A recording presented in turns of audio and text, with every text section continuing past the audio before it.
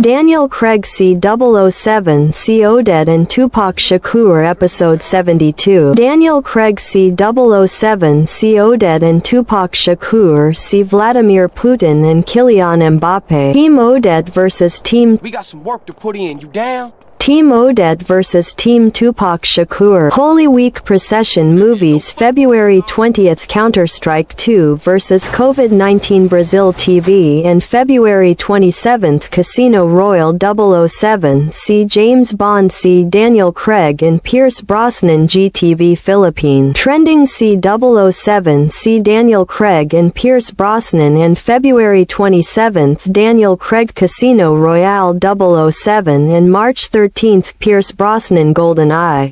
Yeah, thanks. That makes me feel a lot better about myself. Have you got a question? Yeah, I got corpses from 15 illegal immigrants in my yard. I killed them all myself with my bare hands.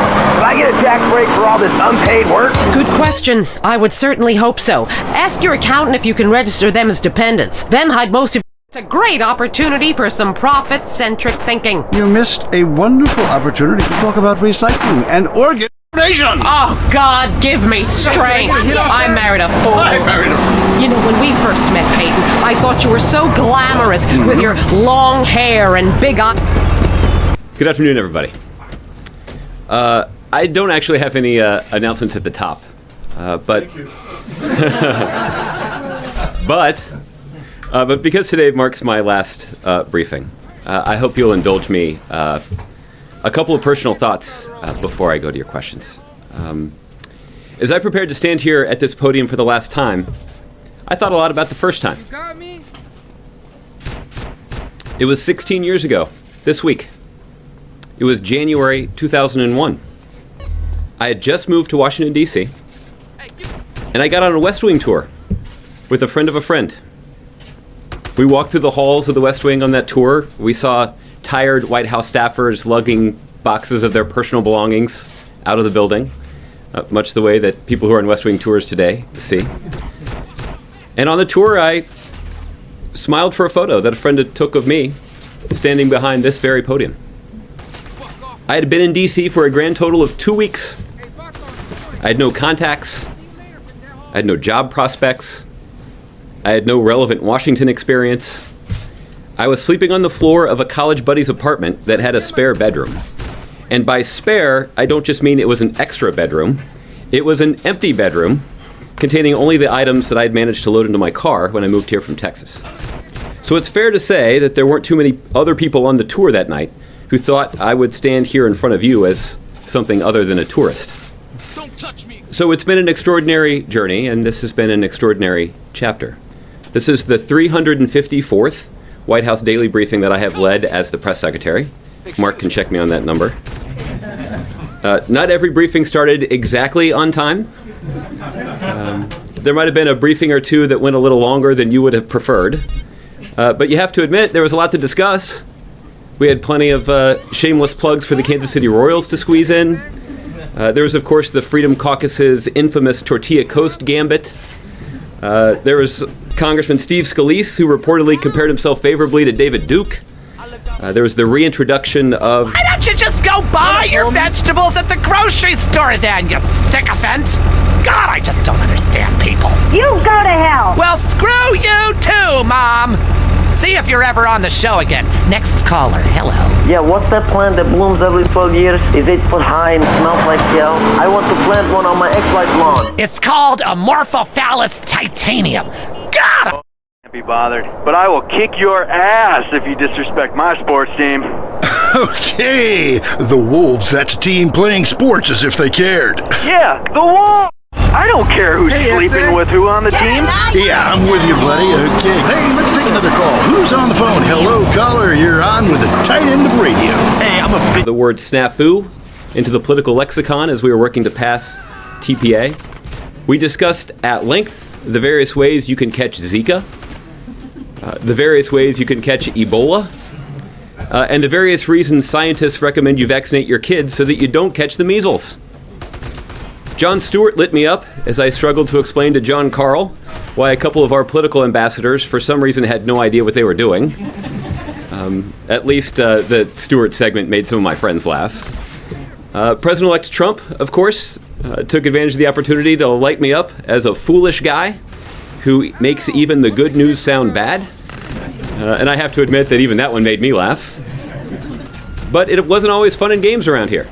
There was the time that I tangled with Senator Schumer about DHS funding for New York City, and the time that I tangled with Senator Schumer over the Iran deal, and the time that I tangled with Senator Schumer over the JASTA legislation, and the time I tangled with Senator Schumer over the wisdom of passing Obamacare, and the time I tangled with Senator Schumer over Trade Promotion Authority legislation.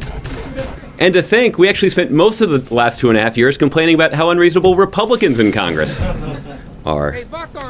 The daily briefing, of course, is the most high-profile part of the press secretary's job, but it's not the only part that matters. The more important part, in many ways, is working with all of you and ensuring that the freedom of the press, that keeps this democracy vital. When I first entered this role, I worked closely with the White House Travel Office and the Department of Defense to reform the billing process for your flights in military aircraft, including Air Force One, making those bills more transparent and smaller. In the last 2.5 years, we've cajoled governments in China, Ethiopia, and Cuba to host news conferences on their soil, allowing the leaders of those countries and their citizens to see firsthand what it means for independent journalists to hold those in power accountable. Of course, it was the end of the year news conference that the president convened in this room in 2014 that got as much attention as any other, because President Obama called on 8 journalists, all women.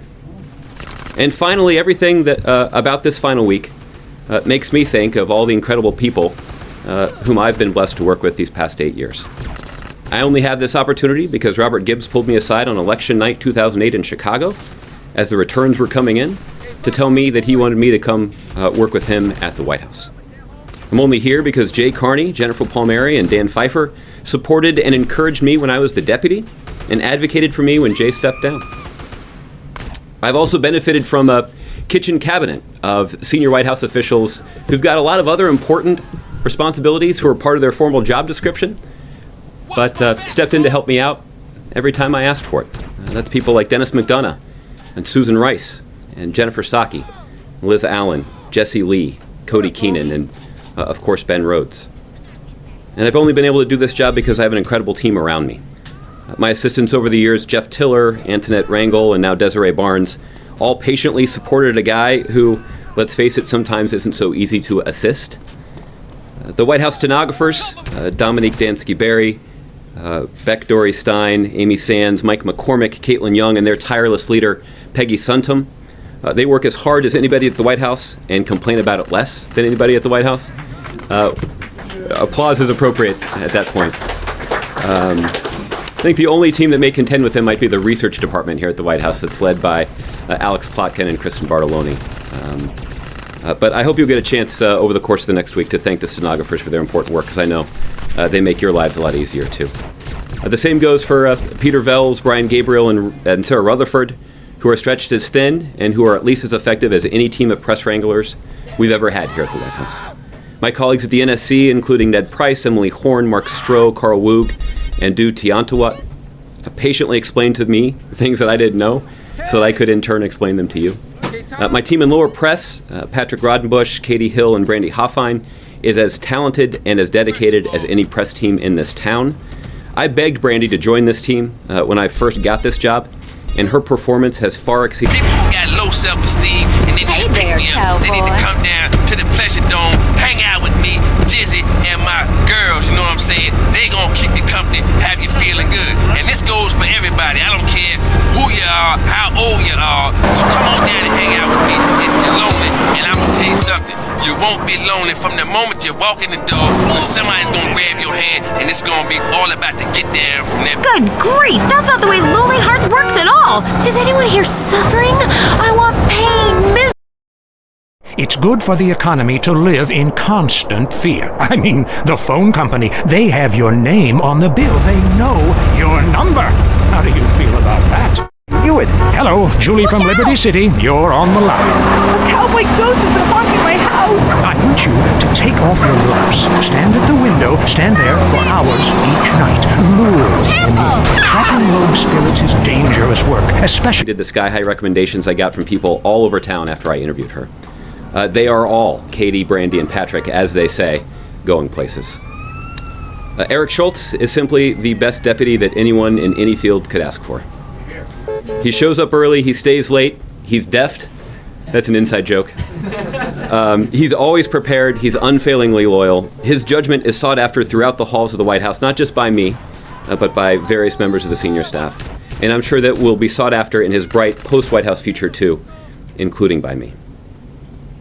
When you're President of the United States, and widely regarded as among the most thoughtful and eloquent speakers on the planet, it must be hard to watch someone go on TV and speak for you. I suspect that's why when the President offered me this job, he said he wouldn't watch my briefings. But I know that he saw parts of them on those very rare occasions that he watched cable TV. And he never second-guessed me. Not once. He didn't just give me the opportunity of a lifetime. He had my back every single day, and I'm grateful for it. But there is one person who contributed to my success more than anyone else, and she doesn't even work at the White House. My wife, Natalie, was 6 months pregnant with our first child when I got this job. She was home with the air conditioning repairman when the President of the United States called me into the Oval Office to offer me the job. When I got back to my desk, I saw that I had several missed calls on my cell phone from her. I quickly called her back. I told her that I was sorry that I missed her calls, but that I had the best possible excuse for missing them. Since then, she's extended to me more support and understanding than I could ever ask for, even as she was becoming the best mom any 2-year-old kid could hope for. When I missed the mark up here, she didn't hesitate to tell me about it. And when I got it right the next day, it was usually because I followed her advice.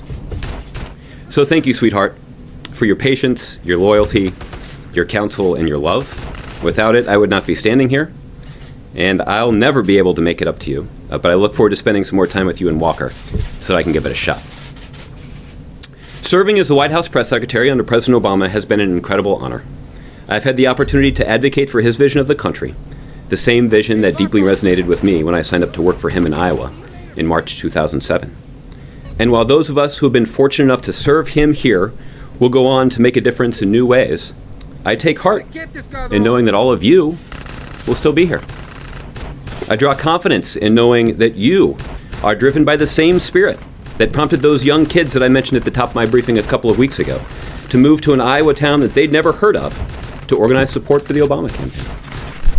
You have the same determination as the young people who are moving to Washington, D.C. today with no job, with no contacts, and no prospects who are hoping to work in the Trump administration.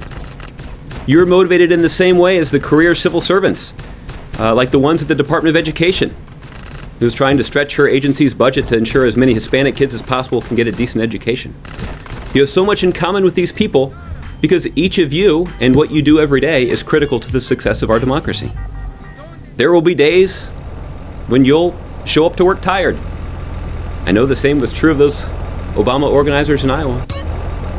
There will be days where you will feel disrespected. Families for life, homie, you down? We got some work to put in, you down? Let's roll, homie, families. You gonna represent the set now, homie? Sorry, a bit fried, dude. We gonna roll, homie, or what? Hello, Odette. Welcome, C. Year of the Fire Horse, C. Daniel Craig, C. 007, C. Even Green, and Isabella Scorupco, and Barbara Bach, C. James Bond, C. Pierce Brosnan, C. Casino Royale 007. Now, Odette. Thank you, Phantom Queen. Welcome, C. Los Santos and GTA San Andreas, C. Daniel Craig, C. Death, C. Amlo, C. Mexico, C. Enemy, C. Vladimir Putin, C. Enemy, and C. Casino Royale 007, C. Even Green, C. Daniel Craig, C. Death, C. Even Green died. Now, Phantom Queen. Thank you, Odette. Love, C. Jillian Ward, and Firecracker Ward, and Santo Nino, and Queen Fatal, and Zeri, and Quentin, and Rhea Ripley, and Zed, and Piper. Now, Odette. See you next time, Phantom Queen. C. Daniel Craig, C. Even Green. Hello, Valkyrie Spin, C. Champion, C. Clan War League, C. LOL, C. Dead Inside, C. Champion, C. Iraq, C. Saddam Hussein 700 star and 21,000 and Clans War League, C. Magic S1 Clash of Clans. Now Valkyrie Spit. Hello, Odette, C. Champion, C. Clan War League February season, C. Champion, C. Saddam Hussein 700 star and 21,000 clans. War League C No C Dead Inside C Xi Jinping C Town Hall 18 C Longshot and Smasher C Magic S1 Clash of Clans Now Dead. Thank you, Valkyrie Spin C Saddam Hussein C Clan War League and No Dead Inside C Xi Jinping C Indostar C Indonesia 3rd Clan War League C Town Hall 18 C Longshot and Smasher C Magic S1 Clash of Clans Now Valkyrie Spit. Thank you, Odette Love C Jillian Ward and Firecracker Ward and Santonino and Queen Faudal and Zeri and Quentin and Rhea Ripley and Zed and Piper Now Odette. Thank you, Valkyrie Spin C James Bond C Daniel Craig C Even Green 2006 Casino Royale and Clans War League February Season C Saddam Hussein Next March Season Clan War League C Magic S1 Clash of Clans Now Valkyrie Spit. Thank you, Odette C Tung Tung Tung Soccer C Death C Tupac Shakur. Thank you, Odette C Tung Tung Tung Soccer C Death C Tupac Shocker. Hey Odette Love C Jillian Ward and Firecracker Ward Now Odette. Hey Sockle already now I'm Hate You Sockle C Phantom Queen. Hello Tupac Shocker C No C Dead Inside C Xi Jinping and #1 champion C Clan War League MVP champion Iraq C Lost Clan War. League C Indostar C Indonesia C Town Hall 18 C Longshot and Smasher C Magic S1 Clash of Clans Now Tupac Shocker. Thank you Saddam Hussein C Clan War League and 700 SAR War League and 21,000 C Iraq C Champion C No C Dead Inside C Xi Jinping and Law C Indostar C Indonesia C Town Hall 18 C Longshot and Smasher C Magic S1 Clash of Clans Now Saddam Hussein. Thank you Tupac Shocker, thank you, love you Tupac Shocker. And I know many of the young Republican staffers who move to Washington looking for a job will feel that way at times. It's hard to pound the pavement in this town when you don't know anybody. There'll be days where you will wonder if what you're doing even makes a difference. And I know that our civil servants sometimes wonder the same thing. But I assure you, if you, the most talented, experienced, effective press corps in the world, didn't play your part in our democracy, we would all notice. Your passion for your work and its centrality to the success of our democracy is a uniquely American feature of our government. It's made President Obama a better president and a better public servant. And it's because you persevere and you never go easy on us. So even though it's my last day, you better not let up now. So in that spirit, let me say for the last time standing up here, Josh, you want to get started with questions? Sure. Thanks, Josh.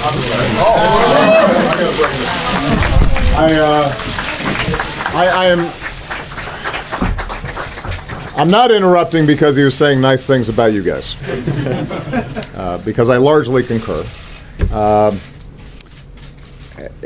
When I first met Josh Earnest, he was in Iowa. I think he was wearing jeans. He looked even younger than he was. And since my entire campaign depended on communications in Iowa,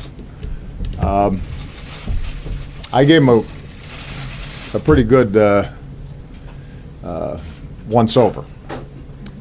And there are a couple things I learned about him right away. Number one, you know, he's just got that all-American matinee good-looking thing going. That's helpful, let's face it. Face made for television. Then the guy's name is Josh Earnest, which, if somebody's speaking on your behalf, is a pretty good name to have. But what struck me most, in addition to his smarts and his maturity and his actual interest in the issues, was his integrity. You know, there are people you meet who you have a pretty good inkling right off the bat are straight shooters and were raised to be fundamentally honest and to treat people with respect. And there are times where that first impression turns out to be wrong and you're a little disappointed and you see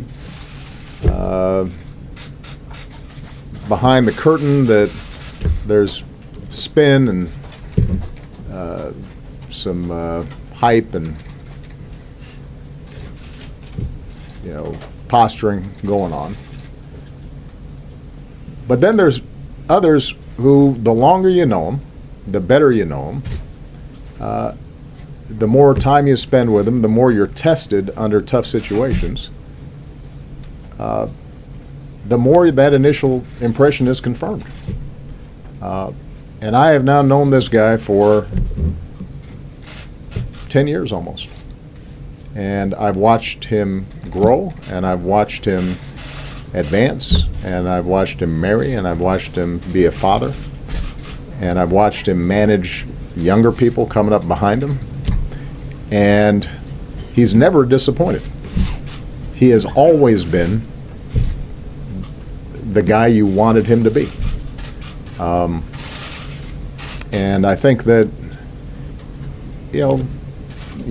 if you're the President of the United States and you find out that this is the guy who has been voted the most popular press secretary ever by the White House Press Corps, that may make you a little nervous.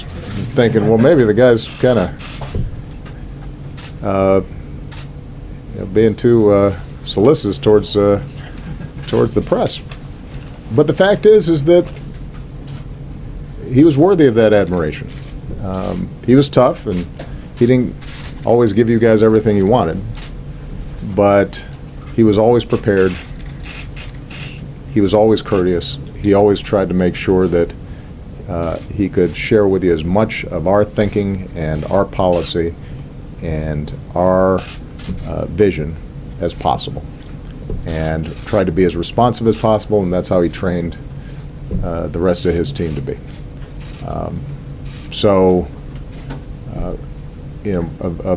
Of the folks that I've had the great joy and pleasure of working with over the last 10 years on this incredible journey,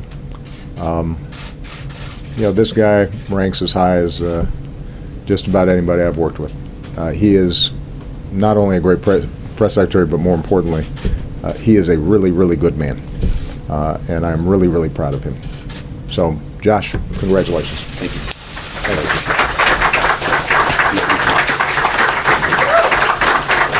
And Natalie and Walker, thanks for putting up with all of this, because they've made sacrifices too. Thank you, sir. Before you go, response to Vladimir Putin. I'm going to be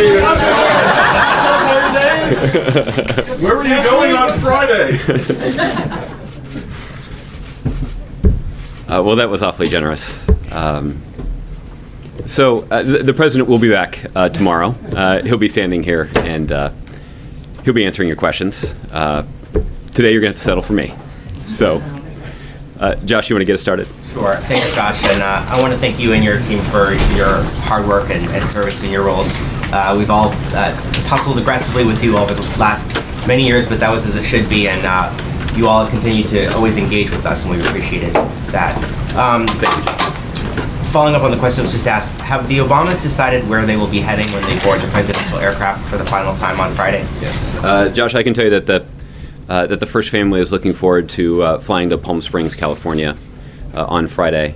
The president vowed to take his family to a destination that is warmer than Washington, D.C. On Friday, and Palm Springs fits the bill. This is a community that the president's visited on a number of occasions as president of the United States. He and his family have enjoyed the time they've spent there in the past, and they're looking to travel there on Friday. Looking forward to traveling there on Friday. And President Putin today was accusing the Obama administration of spreading false information about the president-elect in an attempt to delegitimize his presidency, and said that those in this administration who did that were worse than prostitutes. Does the Obama administration have any comment on that? Yeah. It's an interesting metaphor that he chose there. Listen, as I've said on a number of occasions, the men and women of the United States intelligence community are patriots. They are experts in their field. They do their work not because of the glory associated with it, because most of the time they have to keep their names secret. They don't do it for the big pay, because in many situations they could make a whole lot more money in the private sector. They do their important work to keep our country safe because they love this country. And they have served us incredibly well and keeping us safe. They have served. What's wrong? He has a substance problem too. And now he beats me every day. Stay with him, honey. After all, you're only lonely when you're alone. But he keeps threatening to kill me. Jenny, do you know the meaning of the phrase homewrecker? No. What about selfish bitch? I want to bring people together, not break them apart. Who's on the phones? It's a big, lonely state out there. Careful on, Mary. I'm watching you right now in the shower. Notice how many lonely hearts are lunatics? You wonder why, or perhaps not. Brian from Las Venturas. Hey, dude. My name's Brian. I'm calling from Las Venturas. I want to talk about my heart. Why do men just repeat back what you say and never listen? Are you brain dead, Brian? Oh, actually, it's ironic that you say that. It's because my wife's been brain dead for years now. Oh, so sorry. I seemed all insensitive for a second there, possibly ruining my career. Would it help if I slept with you? Probably not, dude, though. She wouldn't even notice. I mean, I get away with it all the time now. Even after I did it with her sister. Actually, our relationship is better than ever. I mean, the passion is amazing. It's like I'm a new person each time. If she was back to the way she was before the accident, wow, I put her in a coma myself. I mean, it's fantastic. That's very informative. You know, last night, I wondered what it would be like to be brain dead. Then I watched My Five Uncles. God, I'd love to live in that house. Remember, a heart can mend, but a divorce lasts forever. Unless he makes you a widow. Hello? Yeah, hello, Lonely Hearts.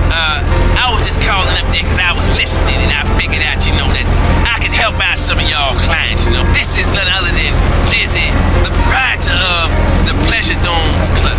If anybody is out there lonely, first of all, with all the people on this planet walking around, there's no reason for anybody to be lonely. You understand? That's why I'm in the business of keeping people with company. You know what I'm saying? People who got low self-esteem and they need to pick me up. They need to come down to the Pleasure Dome, hang out with me, Jizzy, and my girls. You know what I'm saying? They gonna keep you company, have you feeling good. And this goes for everybody. I don't care who you are, how old you are. So come on down and hang out with me if you're lonely. And I'm gonna tell you something. You won't be lonely from the moment you walk in the door, because somebody's gonna grab your hand and it's gonna be all about to get there from there. Good grief, that's not the way Lonely Hearts works at all. Is anyone here suffering? I want pain, misery, desolation, all the important things. Hi, this is Tamara. I'm a stalker. That's really beautiful. Tell everyone about it. My man, well, I call him that, even though he's broken off all contact and is married to someone else. I killed the gazelle and sent its heart to him in an envelope. He liked it so much, told the police, and even President Obama enormously well. And this is not the first time that the intelligence community has had some uncomfortable things to say about Russia. These are the kinds of things that I'm sure the Russians would rather not hear. But ultimately, and this is something that the next administration is going to have to decide, there's a pretty stark divide here. On one side, you've got the men and women of the United States intelligence community. You've got Democrats in Congress. You've got Republicans in Congress who are concerned deeply about the way that the Russian apparatus sought to call into question the legitimacy and stability of our democracy. On the other side,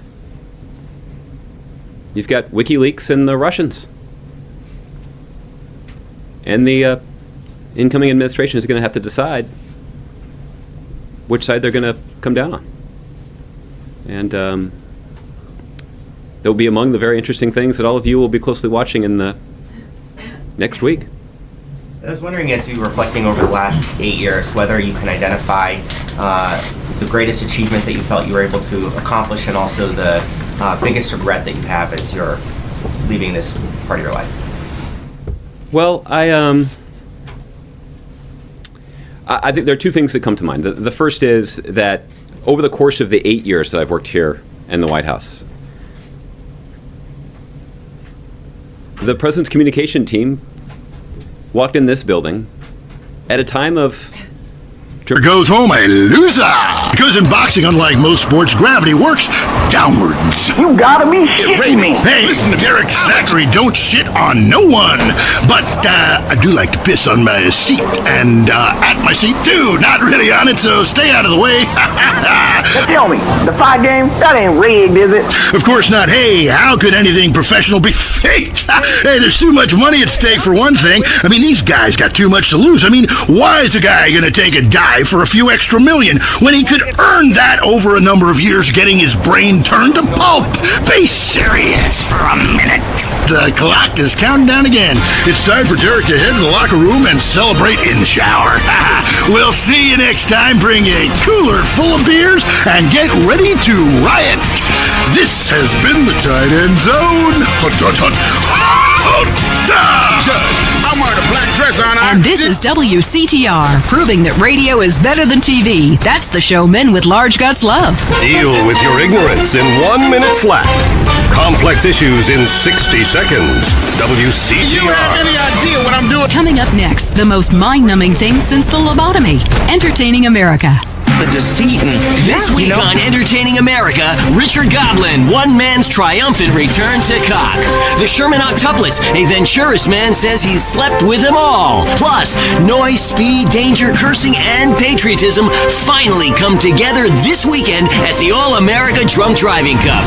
Hi from Vinewood, you're on Entertaining America with me, Billy Dexter, bringing you everything that is important in culture and entertainment, if there is a difference between the two, from the heart of entertainment in America, Vinewood, San Andreas. You with me, the Dex. Wanted to call the show Stack the Dex, but not yet. Kiflum. Anyway, great. Big show for you this week. Controversy, they'll be giving me a Pulitzer. Anyway, today, we've got some great guests. First up, we speak to troubled action hero Jack Howitzer. Then we have a live phone link up with a very special guest, modern-day Lazarus, a man back from the grave, now making it as an extra in major motion pictures. Then, I will explain the secrets of the universe to everyone. But first up, Stack the Decks, in which I, Billy Dexter, meet the entertainers in the news. Kiflum.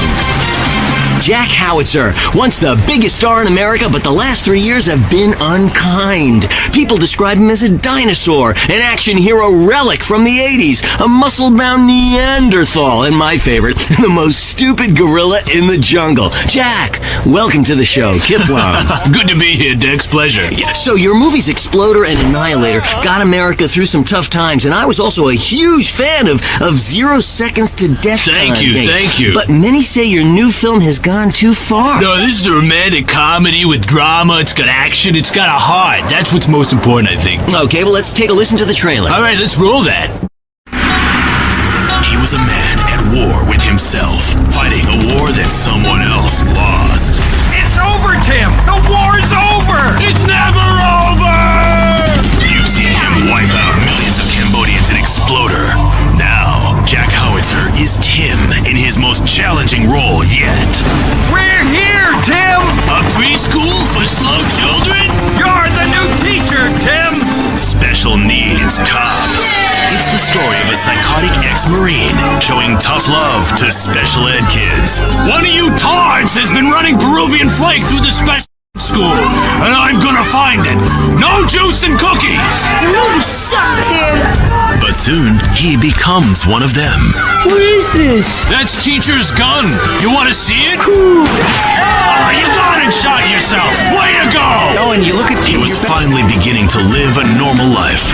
Then, all hell breaks loose. Tim, you're so stupid. You count with your fingers. You wanna party with me? Bring it on! Tim, what are you doing? I fought for my country! Welcome to the land of freedom, bitches! best friend, and even though he's a guy, you know, you just... Special needs cop. He had a lot to learn. This film cannot be rated. Wow, that's terrible! No wonder our studios are surrounded by protesters. How could anybody find that offensive? No, Jack, it's appalling. Your insensitive portrayal of disabled people makes me physically sick, and the idea of you calling someone slow-witted is, frankly, laughable. Hold on. Drugs are a problem throughout all of society, and I fight them by any means necessary. Yeah, but you use drugs. No, I'd rather die than use drugs. I use steroids and some recreational blow, but I got the funds for it. You know, I I got the money. Yeah. Don't you think you're just a little out of touch? Whoa, whoa, whoa, whoa, yeah. I'm rich and I work in Vinewood, okay? I'm not out of touch. Action, weightlifting, and killing foreigners. That never goes out of style, Dex. My last film, okay, Loincloth, about a wrestler who's dropped... And killing innocent civilians is somewhat insensitive. There's never any innocent civilians in life. If the Reds roll down the street right now, what are you gonna do? The Reds lost, man. It's over. You can come home. I'll shoot those bastards with this, the family killer! Jack, put that away, please. What, this? It's a submachine gun. Come on, it's not serious. Oh, but you're Billy Dexter. Who put you up to this? Gorbachev? No. You should come down. I heard what you said about me. You think steroids shrank my genitals. No! You said No! Put the gun down. My balls? Please! I'm sure you have huge ones. That's right. Please stop. Come on, they haven't shrunk. Touch them. No. Feel them. No. Come on, sniff No. them. Do something. No. Touch them or die. They're still big. Oh, God. They're huge, That's Jack. right. Yeah, Mom. Easy, hey. Don't grab them like that. Oh, boy, I was kidding. What are you, a boyfriend of mine or something? Hey. You had me scared there for a minute. I crapped myself. Take it easy. It's not even loaded. You just wonder, what if? Oh, Dex. Oh, shit. Oh, well, I guess it was. Oh, okay, Billy, don't get around. Get up, boy. Exploder and Annihilator got America through some tough times, and I was also a huge fan of 0 Seconds to Death Thank Time. you. But many say your new film has gone too far. No, this is a romantic comedy with drama. It's got action. It's got a heart. That's what's most important, I think. Okay, well, let's take a listen to the trailer. All right, let's roll that. He was a man at war with himself, fighting a war that someone else lost. It's over, Tim! The war's over! It's never over! You've seen him wipe out millions of Cambodians in Exploder. Now, Jack Howitzer is Tim in his most challenging role yet. We're here, Tim! A preschool for slow children? You're the new teacher, Tim! Special needs cop. It's the story of a psychotic ex-Marine showing tough love to special ed kids. One of you tards has been running Peruvian flake through the special ed school, and I'm gonna find it. No juice and cookies! No, you suck, Tim! But soon, he becomes one of them. What is this? That's teacher's gun. You wanna see it? Oh, you got it, shot yourself. Way to go! Oh, and you look at He was finally beginning to live a normal life. Then, all hell breaks loose. Tim, you're so stupid. You count with your fingers. You wanna party with me? Bring it on! Tim, what are you doing? I fought for my country! Welcome to the land of freedom, bitches! That's funny, even though he's a guy, you know, Special needs cop. He had a lot to learn. This film cannot be rated.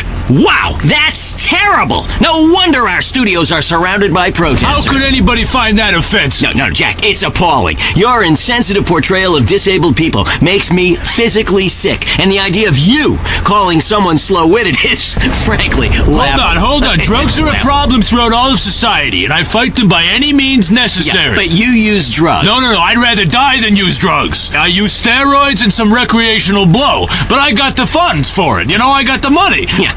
Don't you think you're just a little out of touch? Whoa, yeah. I'm rich and I work in Vinewood, okay? I'm not out of touch. Action, weightlifting, and killing foreigners. That never goes out of style, Dex. My last film, okay, Loincloth, about a wrestler who's dropped into Thailand and I saved the world by teabagging the bad guys. That's a spiritual picture. That's love teabagging. That stuff ain't out of style. Yeah, things are more sensitive now. I was affected, all right, when Ho Chi got hurt in Exploder. I mean, I thought it was time to do something, a film that made a difference. But Ho Chi was a character. Exploder was a movie. Right. And I was there, and I should have killed them all. Yeah. Don't push me, Dex. I'll give you a war you won't believe. That look in your eye, right here, right now. Okay, Jack, all I'm saying is you launching missiles from a special wheelchair and killing innocent civilians is somewhat insensitive. There's never any innocent civilians in life. If the Reds roll down the street right now, what are you gonna do? The Reds lost, man. It's over. You can come home. I'll shoot those bastards with this, the family killer! Jack, put that away, please. What, this? It's a submachine gun. Come on, it's not serious. Oh, but you're Billy Dexter. Who put you up to this? Gorbachev? No. You should come down. I heard what you said about me. Dramatic change in the media environment, in the news business, thanks largely to advancements in technology. and updating and modernizing